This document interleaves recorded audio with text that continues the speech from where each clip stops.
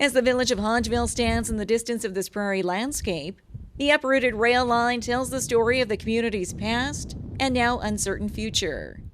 Over the past several weeks, work crews have been on site pulling out the CP rail line, which spans approximately 50 kilometers from Hodgeville to Gravelburg and Mossbank. A process which the community knew would eventually happen after CP abandoned the rail line 10 years ago. Gary Wilson is the mayor of Hodgeville and says the loss of the rail line adds to the ongoing challenge faced by many small communities.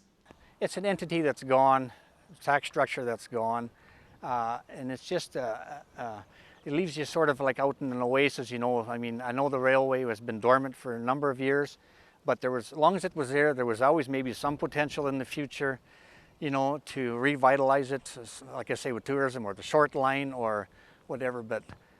And that's the sad part, because once it's gone, you know, it's just another blow to a small village. It's gone, and everything's been done that could be done to try and keep it. So it's just progress, they call it. A loss to the community, which is echoed by many on Coffee Row. I seen it happen in Alberta too, up at Smoky Lake. I seen them pulling that out, and it was very sad. And as the rail line is torn up piece by piece, 2 grain elevators remain along the track line, one privately owned and the Vatera Inland Terminal, the latter which was once valued at $1 million.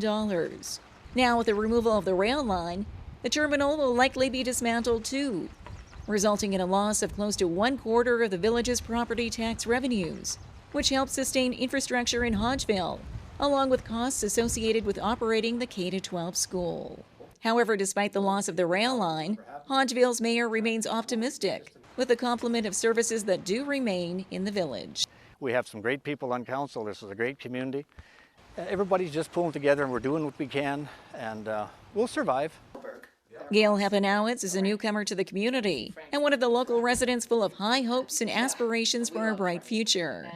She moved to Hodgeville almost 2 years ago after buying the old school and converting it into the new Hodgeville School Inn and Hub. Now, having developed a steady clientele through work crews and other guests staying at her inn, Hepanowitz is working on another project to try and attract more visitors to Hodgeville. Saskatchewan flag was created here in Hodgeville by a design.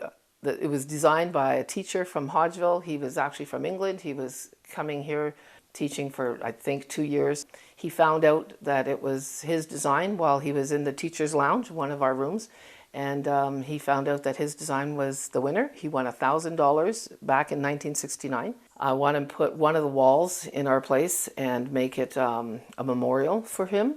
I got a flag. I sent it to England.